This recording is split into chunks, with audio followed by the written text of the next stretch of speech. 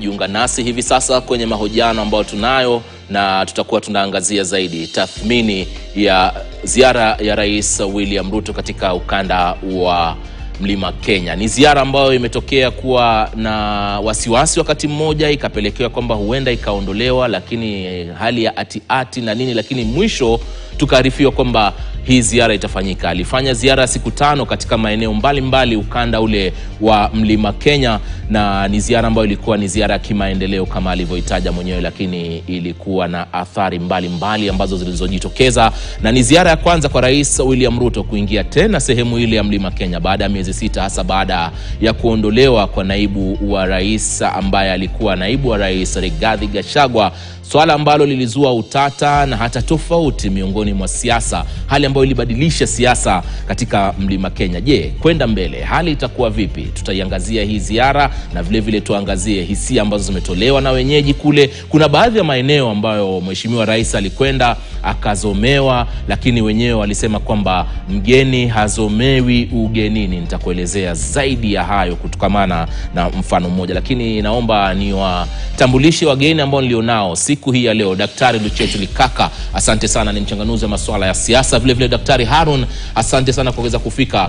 Na mmoja wa watu ambao mashuhuri sana katika bunge la mwananchi, mara nyingi anatokezea kupeana nitasema yani baadhi ya mambo wanaozungumzia wa ndugu Rioba, baadhi yao yanatokea. Nakumbuka kuna wakati tukiwa na wewe na hata Daktari Luchetu hapa kulizungumzia mambo fulani, alafu ni kama utabiri ulitokea. Asante sana kwa kuweza kufika siku hii ya leo nyote, na washukuru sana kwa muda wenu. Nitaanza na hili swali kwanza kabisa.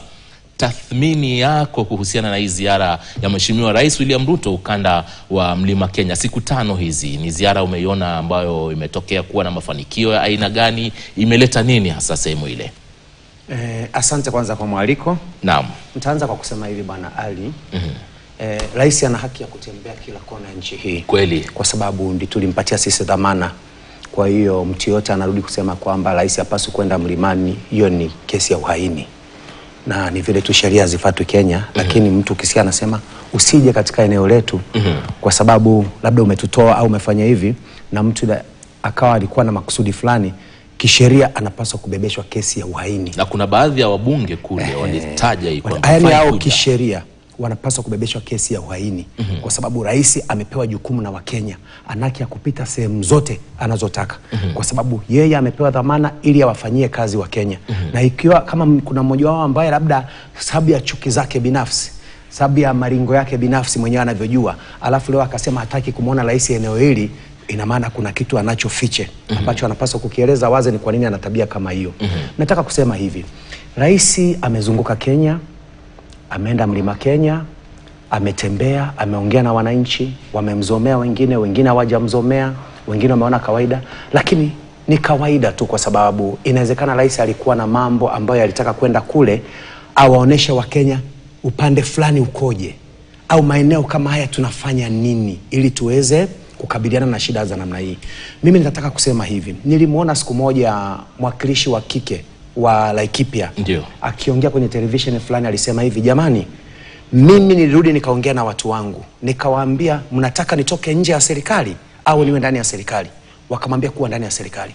Maana yake ni kwamba unapokuwa ndani ya serikali ni mwepesi wa kupata vitu na kuwapelekea watu wako, lakini unapoamua kutoka ndani ya serikali unawafanya wananchi wao wawe na chuki na kiongozi wa nchi, of which sio vizuri. Lakini mimi nataka kusema hivi, ziara ya rais amejaribu kiasi chake, alichokuwa anakwenda kutafuta nafikiri amepata. Sasa watu wasubirie waone anaenda kujipanga namna gani. Asante sana Daktari Hassan, karibu sana. Asante sana Ali. Ndugu yangu mwenzangu amesema vizuri kwamba jukumu ya rais ni kutembelea na kuhudumia Wakenya, kwa sababu rais amechaguliwa kwa muda ambaye atahudumu. Na si kitu ambaye ataomba kuhudumu, lazima ahudumu kwa hii muda ambaye tulipea jukumu ya kuhudumia sisi. Na mimi nasemanga ni ujinga wa wanasiasa wakifikiria kwamba rais anahitaji ruhusa yoyote kufika sehemu fulani ya nchi. Sheria ya Kenya ama constitution ya Kenya imemkubalia rais ama Mkenya yoyote awe kila mahali, aishi kila mahali, alale kila mahali afanye biashara mahali anapotaka. Ile kitu ambaye ni muhimu saizi ni kwamba wewe kama kiongozi ulikuwa umechaguliwa, uko na jukumu moja tu, kutumikia wale ambayo wamekuchagua. Kwa hivyo namna gani unafaa kutumikia? Kuna serikali mbili ambayo tuko naye, serikali ya juu na serikali ya county. Serikali ya county inapata ufadhili ama bajeti kutoka serikali kuu, wanapewa kulingana na ile kazi ambayo wanafaa kuhudumia wananchi wa hiyo county. Lakini ufadhili zingine ambaye zimeshikiliwa na national government inafaa pia iende itumikie wao wananchi hawa tu, si wengine. Inamaanisha kuwa kama wewe hutaki kufaidisha watu wako kutoka ufadhili wa national government ama serikali kuu, basi wewe si kiongozi. Uongozi ni kuhakikisha kwamba umerahisishia wananchi wa kawaida ambao wewe una represent, because unatembea na sauti ya wananchi. Kama sio wananchi, wewe hauna maana yoyote, kwa sababu utakuta leo unachaguliwa, immediately unaanza kuwa VIP, unaondolewa, wewe unakuwa raia mwema, utangojea ushughulikiwe na yule ambaye amechukua hiyo jukumu. Kwa hivyo ukiona mwanasiasa anaongea kuhusu miradi ambaye serikali kuu inaendeleza huko pahali ambao wao wana represent, na wakisema kwamba hatutaki serikali kuu kwa sababu fulani, basi wao wenyewe ndio wako na dosari kuelewa ni nini ndio jukumu yao na ni nini ndio wananchi huwa wanafaa kungojea kwao. Kwa hivyo rais akisema anaenda mahali fulani, kuna jinsi ambaye yeye anaendanga. Unajua wengi wetu hatuelewi ziara ya rais inakuanga namna gani. Rais akifika, kwa mfano nilikuwa nimeenda na yeye Mandera County. Akifika Mandera County, yeye anakaa na viongozi wa huko, wa chini huko. Anakaa na wazee wa huko. Anakaa na viongozi ambaye wamekuja, anasikiza sauti zao. Akiwa anasimama kwa podium huko baraza, haongei na chochote ambaye yeye alikuja naye. Anauliza wananchi, priority yenu ambaye inasukuma nyinyi sana ni nini? Ndiye asimame aseme kwamba nitakuwa nimetenga pesa fulani kuweka kitu fulani. Lakini utakuta ile, hata juzi nilisema serikali inafanya shughuli zake based on master plan. Hizi master plan inakaanga years, mwaka 5, 10. Si lazima leo master plan ambaye Rais Ruto ametengeneza ndio atatimiza leo ndio afanye hiyo kazi yote wakati hatamu yake 2034 itaisha. La, yeye akiweka kwa master plan na ingie kwa system, budget ambaye itatafutiwa ni based on priority. Tuko na priority gani, ndio budget fulani iwekwe na hiyo master plan iendelee. Wengine ulikuwa unasikia wakiongea na ni watu ambaye wengine wanakaa ni wasomi, wengine wanakaa ni watu wanaelewa siasa, wengine wanakaa watu wamekaa jiji. Unajua ukikaa jiji na ukikaa village, utofauti ni kwamba uko na kidogo ile akili ya ujiji. Kwa hivyo unasikia mtu anasema rais amezindua miradi ambaye imezunduliwa na Rais Uhuru.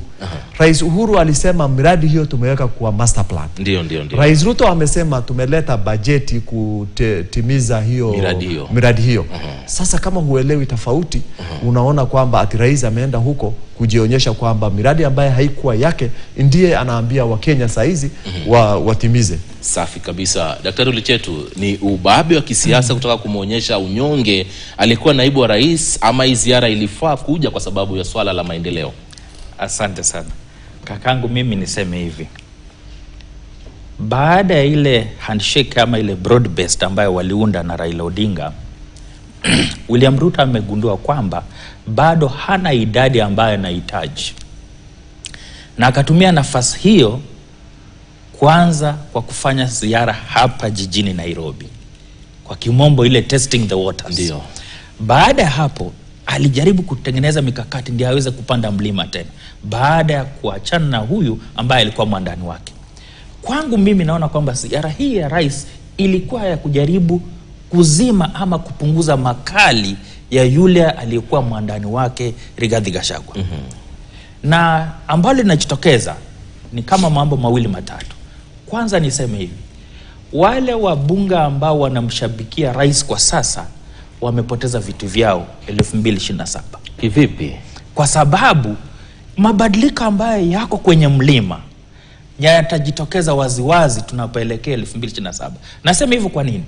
Mbona imekuwa kwamba safari hii imemgharimu rais hela nyingi sana za kutafuta watu waje kuhudhuria mikutano hii? Haya hayasemi wazi, lakini tunaona wale ambao wanazomewa na ni wandani wa rais. Kwa mfano, Kimani Ichung'wah. Mbona anasomewa Kiambu? Kumaanisha kwamba Kimani Ichung'wah atapoteza kwa kuendelea kuwa mwandani wa rais. Na ni nyumbani. Na ni nyumbani kule. Na wale kule sehemu kote ambayo rais ametembea. Rais anajaribu kuona kwamba kama niliwakosea kwa kumuondoa mmoja wenu, ni mimi bado niko pamoja na nyinyi, ndio nakuja kutembea kuhakikisha kwamba maendeleo tuliyokubaliana tunatimiza. Swali ni je, bajeti ipo ya kutimiza haya ambayo rais ameendelea kupeana hizo ahadi? Pili, mbona igarimu hela nyingi kupanda mlima kuliko kwenda pwani ama kwenda magharibi mwa Kenya? Tatu, ikiwa ni siasa, rais anasema wameenda kule kwa sababu ya maendeleo, kulikuwa na tofauti gani kati ya mikutano hii rais anafanya na kampeni ambayo huwa tunaifanya Kenya hii? Mimi kwangu naona kwamba ilikuwa nafasi ya rais kujaribu kuonyesha kwamba bado yuko pamoja na anawahitaji, kwa sababu mlima ndio uko na kura nyingi na ni mwanamali katika siasa zetu. Na hapa swala ambalo naona kwamba litakuwa gumu sana, rais ambayo naona mwisho wa mambo yote, itabidi rais ajikakamue zaidi, na tumesema mbeleni hapa na kakangu kwamba mlima huu unafaidika. Uwe vipi? Kwa sababu gani? Lazima rais atajizatiti kuhakikisha ametimiza haya. La si hivyo, kakangu 2027 tutaona mlima ukikeuka. Na hata hivi tunapotazama ni kwamba rais amejaribu kufunikia yale yote. Pengine wamefanya hivi kuonyesha kwamba asiaibike wakati ako mashinani. Kuna mengi ambayo tutaangalia kiundani, lakini vipi ziara hii yote ilipangwa? Vile wametumia katuzi, vile wametumia nafasi ya mbunge, nafasi ya mbunge wa kike, nafasi ya governor, na nafasi ya asasi za serikali kuu kufanikisha hii safari. Je, majibu yake tutaona vipi? Tutazame mwendo basi. Asante sana kwa kauli hiyo. Nataka nishikilie pale kwenye mapokezi. Naam. Ali, ningependa kusema kitu moja kabla kakangu yake haijaenda. Nadhani ni mzuri kuelewa jinsi ambaye siasa ya ground politics inaendeleanga, kwa sababu hata sisi Mandera tumefanya hivyo. Ukiona mwenye ako na kiti saa hiyo ama bunge wa kutoka hiyo mahali saa hizi, huwa watu wanajipendeza kwa rais kuonyesha kwamba ni nani ndio ako maarufu kwa wakati huo, kujipendekeza huko. Na si la hasa ati mtu hatakikani usahio, ni jinsi ambaye amejipanga. Kwa mfano utakuta mwenye alikuwa amemuondoa mara kwanza ofisini Kimani Ichung'wah, ndio au apange wa vijana aonyeshe kwamba Kimani Ichung'wah hatakikani sasa. Lakini hiyo ni siasa tu, kwa vile hata sisi tulifanya huko Mandera. Muliona wakati alikuwa Mandera, saa ile bunge moja alikuwa amesimama na saa ile governor alikuwa amesimama, kwa sababu mimi nilikuwa na oppose governor. Tulikuwa tunajionyesha kwamba sisi wenyewe ni maarufu kushinda governor wa county. Kwa hivyo siasa daktari saa zingine si ati haimaanishi itakuja kutranslate whatever happens saizi itatranslate kwa 2027 election. 2027 hisabu zake ni tofauti na nitakuja kupeana baadaye. Asante sana Rioba.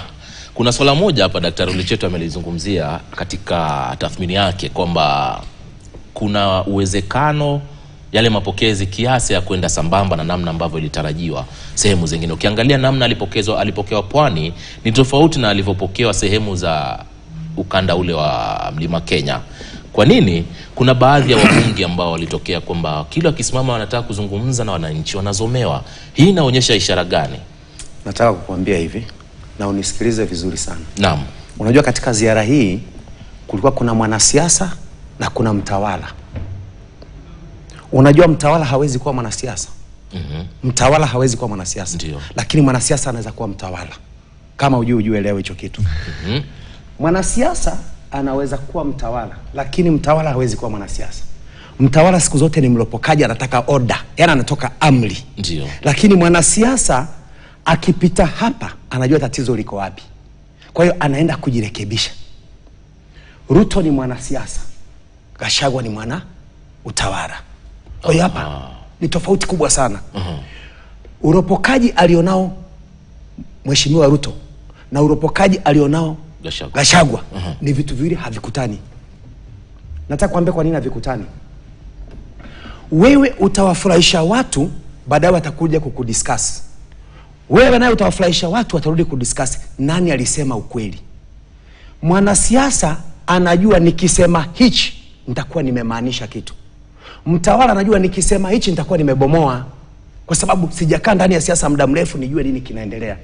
Na ndio maana nakwambia hivi, ziara ya Ruto kwake ni bonga point, kwa sababu amejua kosa liko wapi, anaenda kujipanga namna gani. Simama hapo kidogo na nitakupa mfano mmoja mzuri sana. Juzi nikiwa sokoni maeneo ya Kitengela pale, kuna mama mmoja ambaye anatuuzia nyanya na vitunguu na mboga. Tukiwa bado kwenye swala la Kimani Ichung'wah, namchukulia kama mfano, alisema kwamba mgeni hazomewi ugenini. Hii kauli naichukulia na uzito gani kutoka kwa mama ambaye ni muuzaji mboga? Nataka nikwambie hivi, bado nitajibu, nitakuja bado kwenye swala la Daktari Luchetu, nitalijibu tu bado. Nataka nikwambie hivi, kweli kuna msemo unasema mgeni hazomewi, lakini kumzomea maana yake kumempa njia kwamba hapa ninarudi na staili ya namna gani. Na ndio maana unamwona Mheshimiwa Ruto alikwenda mapema. Tumebakiza miaka 2 na miezi karibuni mingapi? 4. 4 nafikiri kama sikosei. Twende uchaguzi. Ina maana Mheshimiwa Ruto amejua ni nini kiko pale. Kwa sababu unajua ukiwa humjui mtu tabia, anakupa shida sana kuishi na yeye. Lakini ukishamjua mtu tabia, kuishi naye inakuwa ni rahisi sana, kwa sababu unakuwa unajua hapa ni mkwepe hivi, hapa nipite hivi. Lakini pia inaweza kuwa inamaanisha kwamba kusomewa huko kuna maana nyingine, ujumbe anapewa pia Mheshimiwa Rais. Mheshimiwa Daktari hapa amesema saa hizi. Mheshimiwa Daktari amesema hapa saa hizi. Inawezekana kuna watu waliweka watu hawa ili wazomee mtu huyu, wapate wao mileage. Lakini vile vile ukumbuke kwamba hawa ambao unawazomea unaweza kuta hata si watu wa eneo hilo. Kuna watu wanatoa watu kutoka eneo lingine kuleta hapa kwa ajili ya kuzomea. Kwa hiyo madai ni kweli kwamba kuna baadhi ya watu walitolewa maeneo. Kuna watu wanatolewa maeneo mengine, si tuona. Pesa ilitumika. Pesa inatumika kutoa watu sehemu nyingine, kwa sababu huwezi niambia, kwa mfano umesikia Daktari Luchetu amesema Rais amefanya bidii na juhudi zote kwenda na magunia ya pesa huko ili aite mikutano hiyo kwa nao, na hawa nao wanafanya bidii kama hivyo hivyo ili kuleta watu waje kufanya fujo maeneo hayo. Usifikiri ni watu wa maeneo hayo wanafanya fujo hizo, wanatoka sehemu nyingine, kwa sababu hawataki waonekane ni wa fulani alifanya maeneo yale. Ina maana wanatoa mtu sehemu fulani kumleta hapo. Sasa kitu nataka nikwambie leo na unisikilize kwa makini. Kwa Mheshimiwa Ruto, mimi sikumchagua, simpendi, sikumchagua. Umenisikia?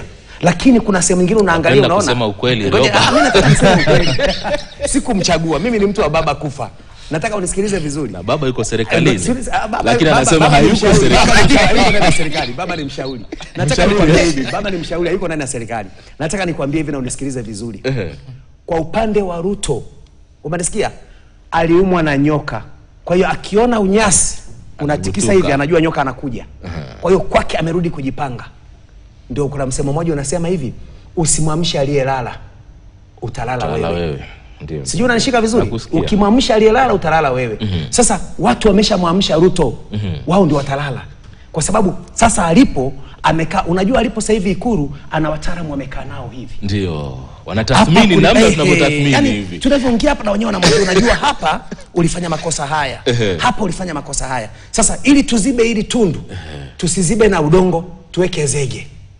Sio, unanielewa? Tuweke zege. Simiti ile ambayo hawezi kutikisa tena. Unaweka simiti hapo. Sijui umenielewa? Sasa hivyo ndivyo Ruto saizi yuko. Kwa hiyo itakapofika mwaka 2027, kwa sababu hapa mbele kuna mambo mimi nayaona yanakuja, watu watakuwa na muimba.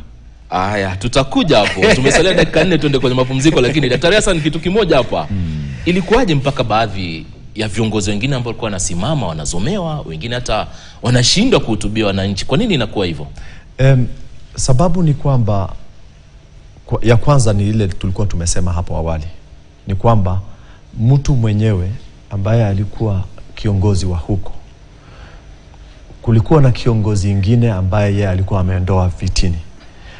Huyo kiongozi halali usiku na mchana, wakati wowote anataka kuzemea mwenye ambaye ako ofisini, ndio angalau kesho aseme kwamba huyu hakuweza kuendeza kazi, amekosa umaarufu. Hiyo ni moja. Ya pili, tuko na wabunge ama viongozi walichaguliwa kuenda nyumbani kusaidia wakati ambaye hawako bungeni, lakini wakifika bungeni hao wanasahau nyumbani. So wakiandamana na rais huko, na wananchi wa kawaida hawakuwa wameona hawa hapo awali, hawakuwa wanaongea pamoja, hawakuwa wamemwambia shida zao ni nini, ndio angalau yeye kama kiongozi aambie rais ndio ishughulikiwe. Basi wakati hiyo pia watu wanaweza kuzemba wewe, waweza kupiga wewe wakati ambaye unajiondoa, kwa sababu wamekosa imani na wewe. Ya tatu ni utakuta kuna jinsi ambaye wakati wa Gen Z na wakati ambao tulikuwa tunaongea juu ya budget ya 2025-2026, wakati bill ilikuwa inapitishwa, kuna wabunge ambao walikuwa hawajajijua ni nini wanafanya. Wajua, rais alicheza karata yake huko. Ni nini? Alirusha mbegu kwa wabunge. Wakakimbilia wote. Baadaye akasema hiyo ilikuwa kazi ya wabunge, kama hao wamekosea mimi nimeziondoa. Nani ndio amepata credit huko? Rais ndio alikuwa amepata. Kwa hivyo bado hawajaenda kuexplain kwa watu yao, kuambia kwamba pole, tulikuwa tumefanya hivyo na rais alikuwa ameondoa kwa sababu ya hii na hii. Watu wataweza kukuelewa. Kama wewe ulinyamazia, na ninajua wengi wamenyamazia, hata huko kwetu wote walikuwa wametolewa slogan inaitwa, wanatolewa wakiongea ng'ombe ndio hao, wanaambiwa ng'ombe hao. I'm sure mliona kwa social media tukiweka hiyo. Kabla hawajafika nyumbani huko ku apologize na kuomba msamaha na kuambia wananchi kwamba sababu tulifanya ilikuwa hii na sababu sahihi rais aliondoa ni hii, ndio watu waelewe. Pia inaweza kuwa hao viongozi hawakuwa wamerudi huko chini. Ya tatu, hapa ni Milimani. Na Milimani unajua Gachagua alikuwa ametoka. Ndio. Na Gachagua alikuwa na watu walikuwa wanapenda yeye pia.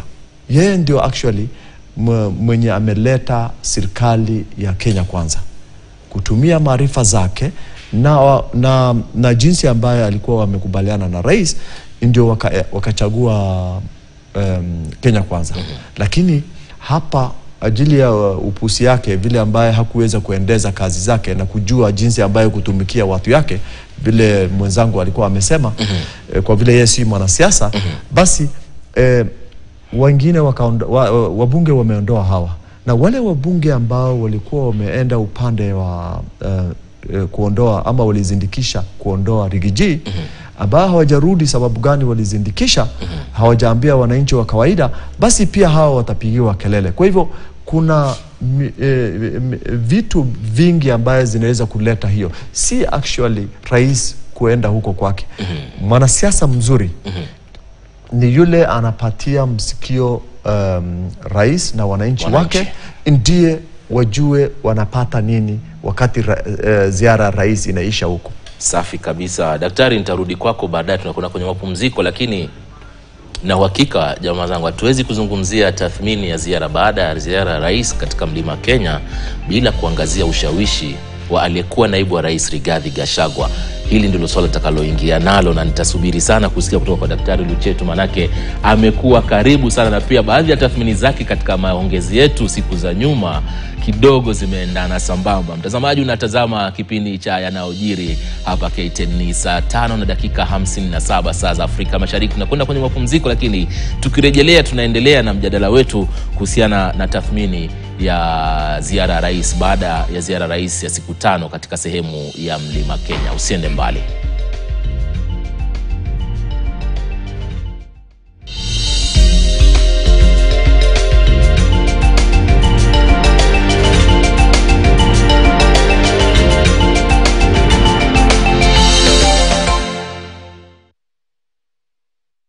Dental Tips brought to you by Sensodyne, the gentle touch.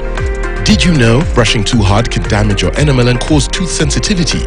Use a soft bristle toothbrush and Sensodyne toothpaste for daily repair and long-lasting protection.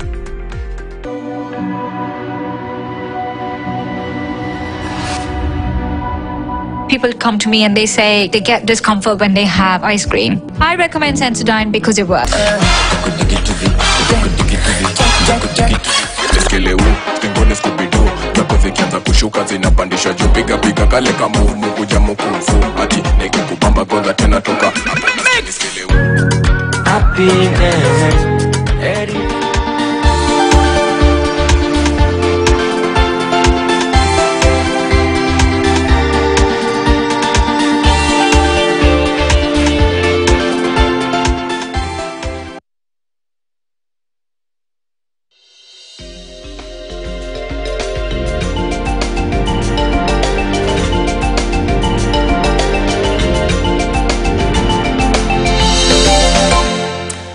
Barabara kabisa, ni saa 6 na dakika 1 saa za Afrika Mashariki, siku hii ya Jumatatu ya tarehe 7 mwezi ukiwa ni Aprili 2025. Tunaendelea na mjadala wetu hapa ambao umeshika kasi sana, na sasa tungependa kumhusisha, kulikuwa na mjadala kando hapa lakini tutaugusia baadaye, lakini hatuwezi nzungumzia ziara ya rais, tathmini yake baada ya siku 5 zile, bila kuzungumzia ushawishi ulioko katika maeneo yale, hususan kwa wafuasi wakuu ambao ni wafuasi wa aliyekuwa naibu wa rais Rigathi Gachagua. Daktari Luchetu, hii athari yake ni ipi wakati ambapo kila sehemu alioenda ni kana kwamba kulikuwa na ujumbe kwamba bado huyu bwana ana ushawishi katika maeneo yale? Kakangu, nianze kwa kusema hivi. William Ruto ni mwanasiasa mweledi sana. Tulimuona akichukua miaka 4 akiwa anazunguka na kupanda mlima kila siku. Akiwa naibu wa rais. Akiwa naibu wa rais. Ndio. Akaonyesha kwamba mimi ndio nitawasaidia na mimi niko karibu na nyinyi. Na akawauliza nipeni ambaye tutafanya naye kazi. Ndio Rigathi Gachagua tukampata. Tatizo ambalo lilitokea katika uongozi wao siwezi kujua ama kuingilia kiundani. Lakini nia ya rais kwenda mlimani si maendeleo, bali ilikuwa siasa ya kuhakikisha kwamba anamumaliza Rigathi Gachagua kisiasa. Anatafuta ubabe sehemu ya mlimani ili aendeleze ule ubaba aliokuwa nao. Kumbuka Mlima Kenya ndio ule ulitoa kura nyingi sana zenye William Ruto alizoa alitoka Mlima Kenya. Alienda kule kupunguza makali ya Rigathi Gachagua. Na nirejelea ile dhana ambayo nilisema kwamba yule ambaye anamshabikia William Ruto kwa sasa amepoteza kura 2027 kwa sababu Rigathi Gachagua naye halali. Na wale ambao wanaona kwamba ameendeleza siasa za kikabila, basi wale ambao wanamunga mkono, huenda kile chomba ama chama ambaye ataunda kitakuwa na uzito sana Mlima Kenya, na huenda ndio ule ambaye atarudi kwenye bunge lazima aje kwa hiyo chama. William Ruto akafanya vipi? Akaona kwamba kwa sababu anamhitaji Raila Odinga kumfukuza Gachagua, lazima watafute hao wa ODM waingie. Turudi kwa ile mathematics ya hapa awali. Sheria na kulingana na vyama ni kwamba serikali ya UDA haikuwa na majority kwenye bunge. Lakini wametumia hawa wenzetu wa ODM kuunda serikali na kuhakikisha kwamba wanajistiri sasa. Yale ambayo William Ruto anaangalia ni kuona kwamba vipi atawazawadi hawa ambao ni wa pwani ama wale wa magharibi mwa Kenya na ODM waingie hapa wamsaidie aweze kujiendeleza na atekeleze muda wake kama rais. Na hapa amefaulu kwa sababu amemleta Raila Odinga. Unasikia Raila Odinga anasema hatuko ndani, sisi ni washauri. Kumaanisha itamsaidia William Ruto kuendeleza siasa zake. Rio baba amesema kwamba wao ni washauri. Lakini ukirejelea swala la mlima ambalo huenda pengine likamkanganya rais na pengine ni wape ile free advice. Asipotekeleza yale ambayo anaahidi, inamaanisha kwamba Gachagua atakuwa na uzito kuonyesha kwamba niliwaeleza hatafanya na hajafanya. Kumaanisha kazi ni nzito sana kwa rais wakati huu kutekeleza yale yote ambayo amewaahidi. Na nirejelee swala la wabunge. William Ruto ameumiza wale wabunge ambao aliwasukuma kumuondoa Rigathi Gachagua. Kutoka mlimani walitumika kupiga kura kumuondoa Rigathi Gachagua. Unaporejea mashinani ili kueleza kwa nini wanasomewa, ikiwa unaegemea upande ambao unakana wewe uliweka kura ambayo ilimfukuza mwenzetu, basi utasomewa. Hapo siasa lazima zitachezwa kuhakikisha kwamba hawa wabunge pengine watapona ama watapona, lakini naona kama wale wa ndani wa karibu, na pengine tunaona vile ambao wananchi wameweza kutoa msimamo wao baada ya rais kusema kwamba ana model ama anamsaidia huyu Ndindi Nyoro ili aweze kunawiri kisiasa. Unaona kuna cheche zimetokea pale. Lakini nirudi kupande wa siasa. Mambo ya Mlima Kenya haikuwa ya maendeleo, na nitarudia. Mpango wote ni kuhakikisha kwamba vipi rais ataweza kupata muhula wa pili. Na muhula wa pili unaweza kuwa determined na kura za Mlima Kenya kwa sababu ni wengi mno wakiungana na wale wengine. Haya, siasa inajitokeza. Vijana wa Gen Z ambayo huenda watakuwa na nafasi kubwa sana kuelekea 2027, itabidi kwa wakati huu rais aweze kushughulikia masuala ya vijana ama awalete wale vijana karibu. Kwa sababu ikiwa wale wa Mlima Kenya wataunda chama na pengine waegemee na Maraga ama Matiang'i ama wale ambao na vijana waweze kuwapa ule msukumo, basi itakuwa vigumu sana kwa sababu siasa zinabadilika. Na niseme hivi kwa nini? Umesikia kule magharibi mwa Kenya wanasema chifu ambaye ataandikisha vijana wengi kupata vitambulisho basi tutampa milioni 1 2026. Kumaanisha kwamba haya yote walikuwa wanaandaa kwa sababu ya 2027, wala sio maendeleo. Yale makali ya Gachagua basi yameendelea kukatwa, zile pembe zimeendelea kukatwa na kutokana na hii safari ambayo rais amefanya. Vyema kabisa. Hapo kwa nitakuja kwako Daktari Hassan. Hapo kwa ushawishi huu wa aliyekuwa naibu wa rais Rigathi Gachagua. Kumbuka jana alionekana kanisa fulani hapa mjini na akatimuliwa, lakini baadaye aliweza kuhutubia watu. Nataka nikwambie hivi bwana Bwana Ali. Nina wasiwasi tena sana. Kuna uwezekano kuanzia sasa mpaka mwezi wa 12 Mheshimiwa Gachagua umaarufu wake ukashuka maradufu. Kivipi? Nakuja hapo. Umemsikia Gathoni wa Mshomba akisema ndugu yangu bado ana ukabila sana. Aha, ndio. Umeelewa? Ndio. Na hawa wapiga kura hawa ambao wanatoka mlimani nao kuna vile watakuwa wanamwangalia Gachagua kwa kadi ile ya ukabila. Watakuwa wanamwangalia bado si kadi ya ukabila, kuna mambo mengi watakuwa wanamwangalia. Kwa sababu unajua hakuna kitu kibaya kukaa nje ya serikali miaka 5 haujapata chochote. Kwa sababu ili ufaulu katika eneo lako unamhitaji rais akubatize. Ndio ufanye nini? Uweze kufaulu. Umeelewa? Ndio. Kwa hiyo hawa wapiga kura hawa kuna vile watakuwa wanamwangalia Gachagua kwa sababu amekuwa ni mtu ambaye habadiliki. Hashauriki. Ina maana anayempa ushauri hana vigezo. Kwa sababu gani? Huwezi kuniambia siasa zako unazifanya tu nakimbia eneo moja, afu unarudi unawaambia watu sisi tunataka kumtoa Ruto kwenye uongozi. Tupe sababu kwa nini unataka kumtoa. Hizo ndizo siasa. Sisi mwaka 2022 wakati tunakimbia tulikuwa na manifesto inasema ABCD. Tumekuja tumeingia ndani ya serikali. Shida ya manifesto hii ni fulani. Sasa sisi kama sisi na kundi langu hili tumepanga hivi. Mkitupatia mamlaka tutafanya ABCD. Wananchi wanakuelewa. Lakini ukisema tunataka kumtoa, tupe sababu za kumtoa. Hapo ndio watu wanarudi wanafikiria wanaona huyu jamani mkabila. Hiyo namba 1. Namba 2. Ndio. Kuna hawa watu ambao wanasema kwamba tutakwenda na mheshimiwa Rigathi Gachagua ndani ya chama. Kuna uwezekano wakafeli au wakafaulu kwa sababu zifuatazo. 1. Kuna kipindi cha mwaka wa uchaguzi nilikuwa nawaambia wananchi hivi, msiende mkapiga suti mnawaacha viongozi wazuri. Na kweli sasa hilo kitu wameliona, jambo hilo wameliona. Unakumbuka niliongea hilo jambo? Nikamwambia msipige suti, mnaacha viongozi wazuri ndani. Kwa sababu hawa wazuri wakiwa kwa mfano vyama vya independent, wao vyama vingine tofauti. Kuna vile watakuwa bungeni, hoja ikiwa ya maana wataiunga mkono. Hoja ikiwa si ya maana wataipinga. Sasa hapa ndio inakuwa mwanzo wa kupata kitu kiurahisi. Kwa sababu rais itabidi afanye maendeleo kwa mtu huyu ili atilisi ampe support.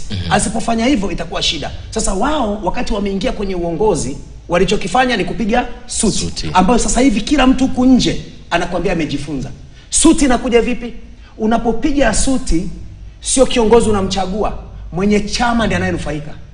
kwa sababu kuna percentage fulani kwa kila mbunge au kwa kila diwani, umenisikia, huyu mheshimiwa anapata. Sasa tumnyime hiyo ili sasa ndiye amke kufanyia Wakenya kazi. Turudi. Vile vile ukiangalia swala la Gachagua, unamwangalia hawezi kufanya kampeni kama Nairobi. Sasa unashindwa kwa nini hawezi? Kwa sababu matamshi yake yanakuja tofauti na matarajio ya wananchi. Asante sana. Daktari Hassan, sijui unaungama na kauli hizi. Maana hapa tunaangalia ule ushawishi kwenda mbele mpaka 2027. Atakuwa vipi mtu kiongozi kama huyu, atakuwa ni kiongozi wa aina gani ambaye unakuta yuko tu sehemu moja? Kwanza kisiasa, Gachagua siasa yake imeisha. Gachagua si mwanasiasa. Umaarufu yake ya kisiasa imeisha. Kwa sababu mwanasiasa, ukitaka kujua ni nani ndio mwanasiasa, ni mwenye ameanza siasa fulani akafikisha mahali kikomo, hata akiondolewa kwa kiti na wale ambao wanapigana nao, basi anajulikana kwa yeye ni mwanasiasa ambaye ako imara. Kwa mfano, Kalonzo Musyoka kuanzia lini? Mwaka 50 saizi ako kwa siasa ya Kenya, kwa sababu ako na chama, alisimama na hiyo chama, akafikisha mahali, ameleta wabunge kwa parliament, bungeni, na utakuta yeye akiongea, anaongea akiwa represent wabunge fulani ama watu fulani. Na utakuta Kalonzo Musyoka akipigiwa debe, akienda Nyanza, akienda Western, akienda Northern Kenya. The failure ama ile ambaye imemfanya Gachagua aanguke kisiasa ni wakati tulimchagua makamu rais. Deputy president ni mwenye anaangalia Kenya yote, si governor, si mtu mdogo. Deputy president, second in command, akarudi mlima. Na kila wakati akiongea, anaongea kuhusu mlima na ni nini ndio mlima apatiwe. The shareholdering ambaye alikuwa ameongea juu yake za hapo awali ndiye ilimfanya yeye apoteze njia. Ya pili, utakuta sukizi anajaribu jinsi ambaye Ruto alikuwa anaongelesha watu akiendeza umaarufu wake wakati ambaye alikuwa anajipigia debe wa rais. Hiyo mwaka 4 daktari alikuwa anasema kwamba alikuwa anaenda milimani. Ruto haendi huko kujipamba, anaenda huko kimpango. Unakumbuka hapo Murang'a kwa kanisa walikuwa wamerushiwa tear gas. Tear gas ndio. Na hajasimamisha hivyo. Alienda na watu yake wakaenda kwa kanisa next. Hajatoroka. Wajua juzi hapa Kamkunji Rigiji ameenda huko. Rigiji sasa ameita nani huko Kamkunji? Alifanya mpango gani ndio aite wa Kenya, ndio anaitia hawa nini? Alienda tu huko bila mpango, kwa sababu hata baba wakati anaendanga Kamkunji anaambia Wakenya kwamba tunaenda kwa ziara, agenda hii. Wakenya mujitokeze ndio tufanye hiyo maneno. Sasa wewe ujitokeze useme mimi ni kiongozi ambaye anataka kuwatetea wananchi wa kawaida, ila wewe hujajipanga vizuri huko, basi result yake ni ile utafukizwa.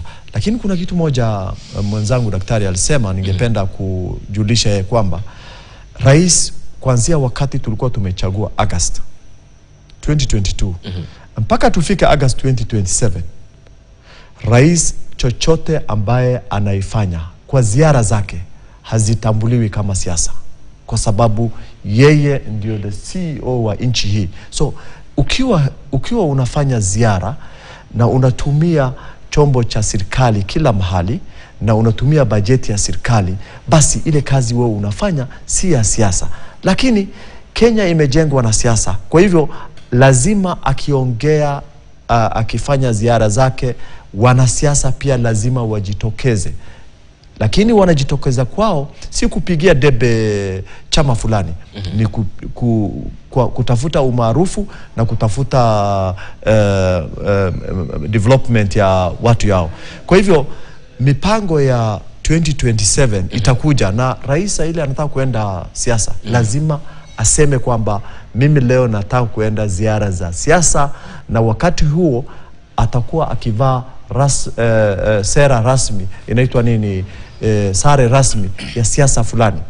ambaye inawaonyesha itafanya yeye kwamba leo anaongea kuhusu siasa, na wakati hiyo hawezi ongea juu ya development, hawezi akamix. Safi kabisa. Nataka tuzungumzie swala moja la msingi pia. Daktari, naam. Naomba tu niweze kujibu. Dakika moja tu. Kuna mada moja muhimu ambayo ningependa pia tuisikize. Endelea tu. Mwenye macho haambiwi tazama.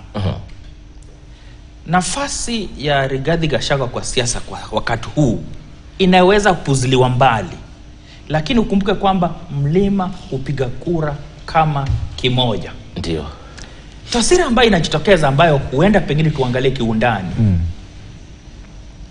Mstaafu Uhuru Kenyatta aliwaeleza kwamba mtachutia baada ya kupiga kura hizi, na wamekuja wakajutia kwa sababu kuna masuala, tusemezane ukweli, kodi, ushuru, maziwa, kahawa, haya mambo yote hajaweza kushughulikiwa ipasavyo na serikali iliyopo. Mzigo huu ulipewa Gachagua, na pengine kwa kimombo wanasema give a dog a bad name and you can hang it. Na ndio hivyo Gachagua akaenda. Kwa sasa naomba tu nipe muda ambapo utarejea kwa sasa kuangalia siasa sasa. Ikiwa William Ruto anataka nafasi nzuri kupata kura hizi, kumbuka kwamba kuna ile ambayo tunaweka kwa mizani. Wale wengi wa Mlima Kenya, kuna baadhi yao weko kwenye bonde la ufa. Ndio. Na wao huangalia ni vipi watakuwa na amani ikiwa tunaangalia historia. Hapo lazima waweze kuangalia ile balancing.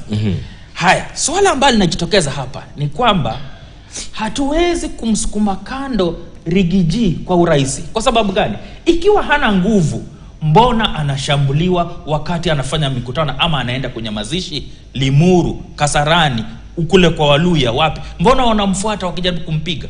Kwa sababu kuna ushawishi. Kama hangekuwa na ushawishi, ungenyamaza tu, umwachilie afanye mambo yake, ataongea tulie. Lakini kwa sababu hakuna ushawishi fulani, na kwa sababu wako ni information kwamba kuna misukumo na huenda anakata mizizi ya chama, lazima wampinge. Na ndio hivyo wameelekea mlimani kuhakikisha kwamba wanampunguza makali yake. Ali, swali moja tu niulize. Swali moja tu nakuuliza. Asante. Rais Mwai Kibaki ambaye anatoka mlima, ametawala mwaka 10, hakuweza kushughulikia vitu ambaye wewe sasa unataka Ruto ashughulikie. Uhuru ambaye ametoka kwa mlima hajashughulikia mwaka 10, hakuweza kushughulikia. Ni nini ndio inakufanya Ruto kwa mwaka 2.5 ashughulikie kitu ambaye mwaka 20 haikuweza kutatuliwa? Niweza kujibu? Jibu. Haya, tuje katika siasa tuangalie mipango. Mipango iliyopo kwenye serikali ni kwamba serikali hii yenyewe imejitwika mzigo mkubwa kwa kuleta mabadiliko katika sekta zote wakati mmoja. Kusahau kwamba kuna swala la deni, kuna swala la ushuru, kuna swala la elimu kwa sababu jamii yetu yote ni watu wako young, na kuna swala la ukosefu wa kazi, na kuna mabadiliko dunia nzima ambayo yanatukumba sisi kama taifa. Rais akitaka kubadilisha yale ambayo angeweza kufanya, yale ambayo hawakufanya, ni mikakati iliyo bora na kuendelea polepole. Nikupe tu mfano. Uhuru Kenyatta tutamueleza expressway, tutaiona na SGR. Kibaki tutamwambia kwa sababu ya Thika Road na yale mengine. Yeah. Nieleze chenye huyu kaka ametenda sasa. Mwaka 10. Wamefanya hiyo mwaka 10. Daktari, naomba tusubiri tu tumsikize. Ili tusikize bunge za wananchi wanasema ni subiri. Ili kuona kwamba rais huyu ako na maono na mikakati ya kutaka kupeleka taifa hili kutoka hapa kuelekea kule. Niseme hivi, rais amechukua kila kitu kwa pupa. Na hiyo kuchukua kapupa ndiye namletea tatizo, kwa sababu tunapoangalia kama wataalamu tunajua kwamba haya mambo huwezi kufanya overnight. Kuna haja mikakati iendeleze pole pole kwa mpangilio. Daktari, nataka kumwambia daktari hivi, nimjibu daktari hivi.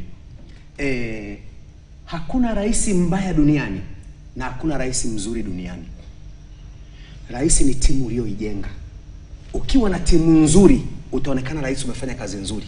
Ukiwa na timu mbaya itaonekana umefanya kazi mbaya. Na kukumbusha daktari, tumekuwa na wewe mara kadhaa. Nimekuwa nikisema hivi. Kuna mambo mawili matatu aidha Rais Ruto anayafanya aidha kwa kujua au hajui. Nikasema jambo la kwanza, baraza la mawaziri ameweka marafiki, si watenda kazi. Au kuna watu wako ndani ya serikali yake, kazi yao kubwa ni kutaka kumwangusha. Au kuna watu wako ndani ya serikali hawajui wajibu wao. Hayo mambo nafikiri nimekuwa nikiongea tukiwa na wewe. Sasa imekuja kuonekana wazi kwamba watu waliokuwa wameweka ndani ya serikali hawakuwa wana ufahamu wowote kuhusu kazi walionayo. Na ndio maana tumefikia hapa tulipo. Mfano ni huu. Waziri Linturi akiwa waziri wa agriculture alikubali mbolea ikaenda kule mashinani ikiwa ya mawe. Lakini Kagwe umeona juzi amefanya nini? Amewaambia hii mbolea sitaki iende sehemu yoyote, nataka hii mbolea ichomwe. Kwa nini? Anataka vitu vyoende wakulima, vitu vilivyo sahihi. Kwa hiyo hapa shida ile rais wetu anayo, kwa sababu ni rais wako na mimi ambaye hatukumchagua na tuliomchagua. Shida ile anayo, aliweka watu kiurafiki katika kazi. Sasa ameshtuka wakati mbu zimeanza kukuuma. Mbu zimeanza kumuuma, mshamana Waswahili wanasema amekumbuka kujifunika blanketi kumekucha, mbu zimemuuma. Sasa mbu zimemuuma, sasa akagundua kumbe hapa si sasa urafiki, hapa ni kazi. Na ndio maana ukiangalia jinsi amebadilisha hawa mawaziri sasa hivi, unaona kunaendelea kuwa na mabadiliko kidogo kidogo. Na mimi ninavyoangalia kunavyozidi kuja, aidha tunaweza tukawa na mabadiliko. Sababu tumempa washauri. Kwa sababu tumempa washauri. Kuna watu wana nia ya kufanya kazi na kuna watu wako pale kwa ajili ya kumwangusha mtu. Mzee wangu Edward, naomba sasa muda manake unasonga na kuna baadhi ya mambo ambayo ningependa kusikia zaidi kutoka kwenu, labda nikianza na daktari. Unadhani hii ziara ambayo Mheshimiwa Rais amekuwa akifanya kwa siku 5 maeneo yale, ujumbe mzuri ambao umetokana na ziara hii kuzunguka maeneo yote yale, ni ujumbe gani umetokea kwa sehemu nyingine ya Kenya? Kwanza sisi wa Kenya ambayo tunatoka sehemu zingine, tunaona wivu sana wakati rais anaenda mlimani na anapatia hawa miradi chopo inaitwa nini? Magunia. Kwa sababu sisi pia ni wa Kenya. Ni mzuri rais aangalie sehemu gani ya nchi ambaye hawakuwa wamepata mazao nyingi. Kama Rais Kibaki na Rais Uhuru walikuwa wamepea kifua mbele milimani wakati walikuwa rais, na rais yetu Ruto aanze kupeana kifua mbele milimani, basi inamaanisha sisi wa Kenya wengine tutabaki nyuma kimaendeleo. Lakini hiyo sio muhimu. Ile kitu muhimu ambaye imejitokeza vizuri ni kwamba hakuna mtu ambaye hataki rais milimani, kwa sababu hatujaona mtu yoyote akidalilisha rais kwa ziara yake. Ya pili, utakuta kuna miradi ambaye zilikuwa zimelala. Zingine ukiangalia vizuri, uangalie vizuri, zililala wakati wa mwisho, muhula wa mwisho wa Uhuru, wa Rais Uhuru Kenyatta. Na yeye mwenyewe alisema hii tulianza na yeye muhula wetu wa kwanza nikiwa makamu yake, lakini alisimamisha na yeye ndio hakuwa amemaliza. Lakini mimi kama rais, kwa sababu unajua mimi napenda rais kwa kitu moja. Alienda Mount Kenya akasema, nyinyi mlinichagua kukuwa rais, wacha ile ambaye tumekosana na viongozi. Mimi kama mmenichagua kama rais, basi niko na jukumu kuhudumia nyinyi. Kwa hivyo wao ndio walifanya rais. Akaenda Mandera akatuambia nini? Wajua URP 2013 ilikuwa 100% Mandera County. Hatukuwa na bunge ingine kutoka chama ingine. Na kwa hivyo URP ilikuwa mpya. Sisi tulikuwa tumechagua na ilikuwa yake, ikisaidiana na ile Uhuru Kenyatta TNA. Lakini 2022 sisi tulipotea kwa sababu tulikuwa tumethreateniwa na ile serikali kina mwenzako haba baba watu yake waheshimia serikali Mheshimiwa Raila akisema kwamba nyinyi mtakuwa Al-Shabaab na mtamalizwa, nyinyi wote ni terrorists kama hamchagui serikali. Sasa lakini rais akakuja ametuambia nini? Alisema nyinyi mlinichagua 2013. Mimi nikawachagulia nyinyi serikali 2022. Sasa ni goal ni 1-1. 2027 jukumu iko kwenu. Na ni kazi ambaye mtu ambaye ako na akili, mtu ambaye msomi, mtu ambaye anafikiria mbele, anaweza akaambia wananchi wa kawaida. Asante. Ndio tumepata huko uongozi wake, ndio tumesema ni bora kuliko wale ambaye zamani hawakuweza kutuangalia. Naonekana ni mfuasi wa Rais William Ruto sana, lakini vyema zaidi Vitambulisho tulitolewa vetting. Sasa sisi ni Wakenya tunajisikia. Na alisema anaondoa vetting. Daktari, dakika mbili tu nichukue kauli yako kwanza kuhusiana na hili swala la uongozi wa kule. Ujumbe unaotokamana na ziara rais sasa. Na umepinga kwamba hakuna masuala ya maendeleo pale. Nimepinga dhana hiyo kabisa, na nitasema hivi, inajitokeza vibaya sana kwa jamii zingine za taifa hili kwamba Mlima Kenya huwa unapewa hiyo preferential treatment na viongozi ambao wamekuwa hapa awali. Sisemi kwa ubaya, kwa sababu wako na bidii, wanaendeleza uchumi na wako na bidii sana, lakini ile inajitokeza ni kwamba huenda wao wako na very good negotiating ability ama power ambayo wanatumia kuhakikisha kwamba sehemu yao inashughulikiwa kimaendeleo. Nasema hivi kwa sababu nikidhamini kiundani hela ambazo zimetumika na mikakati yote ambayo imewekwa, hata kwa wale ambao walikuwa wamefutwa kama huyo ambaye alikuwa waziri wa public service na yale mengine, rais ametumia gharama nyingi sana ambayo kakangu hajajitokeza wazi aweze kuangalia hayo. Lakini kusema ukweli ni kwamba kiundani amelihisi uzito kurejea kule na kuhakikisha kwamba wanatengeneza taswira ambayo tumeiona vile tumeiona. Huenda si ukweli. Na ile ambayo inajitokeza ni kwamba lazima basi tuendelee kuungana pamoja kama taifa, kwa sababu hata awali inkawaje kwamba walimuondoa naibu wa rais kule, na pengine huenda naibu wa rais wa 2027 baada atatoka Mlima Kenya. Ndio hivyo naweza mweleza kakangu asikuwe na wasiwasi na vitambulisho peke yake kwamba huenda Mlima Kenya bado uko na uzito katika siasa zetu, na pengine sisi kama jamii zingine tujifunze kutoka kwao. Asanteni sana. Nakuomba tuende kwenye mapumziko mafupi. Nitakuja niwape muda dakika mbili kila mtu kukamilisha mahojiano, na pia katika kukamilisha pia tutahitaji kusikia imani ya wenyeji wa Mlima Kenya kufikia sasa kwa Mheshimiwa Rais William Ruto. Labda mtupe tathmini iko vipi. Mtazamaji, tutarudi kwenye muda usiokuwa mrefu, usiende mbali.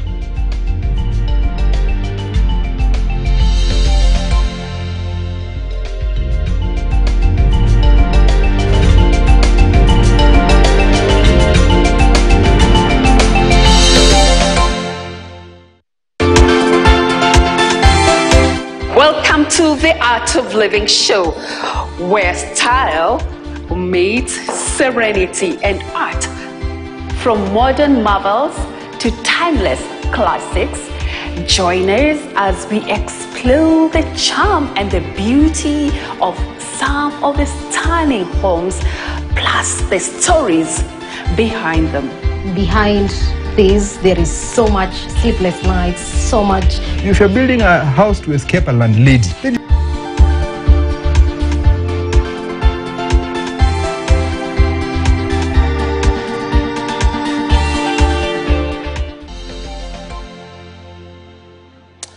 Naam, karibu tena mtazamaji, ikiwa ni saa 6 na dakika 32 saa za Afrika Mashariki. Tunaelekea kumalizia mjadala wetu ambao tulikuwa tunaangazia tathmini baada ya ziara ya Mheshimiwa Rais William Ruto katika ukanda wa Mlima Kenya. Faida yake tumeelezewa, kuna faida sana ya kisiasa, lakini pia kuna baadhi ya maendeleo ambayo tuliyaona kule, akianzisha miradi mbalimbali ama pia kufuatilia baadhi ya miradi ambayo ilikuwa imeanzishwa na watangulizi wake na vitu kama hivyo. Lakini katika kumalizia mahojiano yetu, nitaanza na Edward hapa, atupe tathmini yake kuhusiana na hali ya uungwaji mkono wa rais, kiwango chake baada ya ziara hii yote ikoje?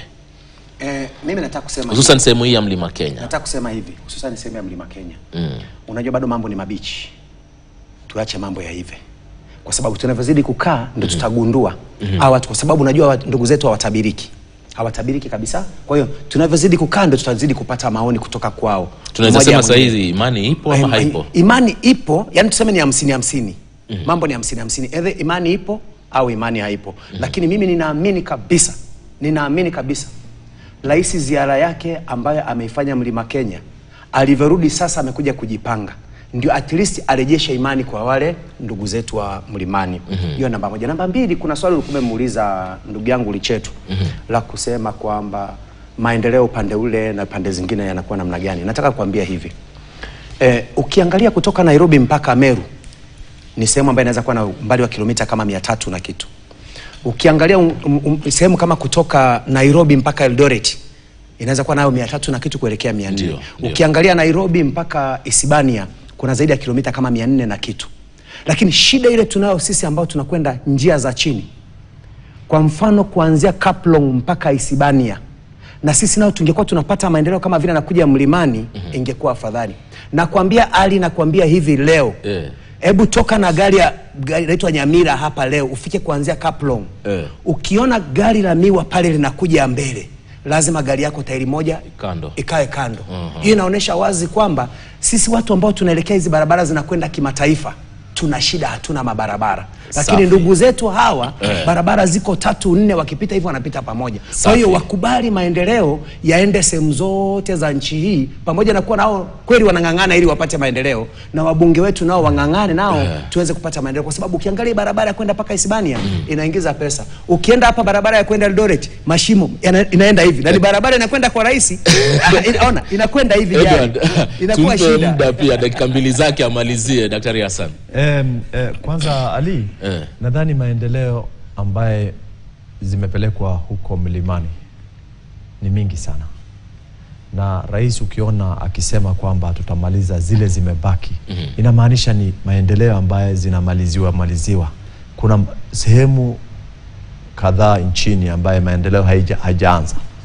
Kwa hivyo wenye milima wafurahie kiasi ambaye wamekula keki ya nchi hii, na wamekula safi kabisa.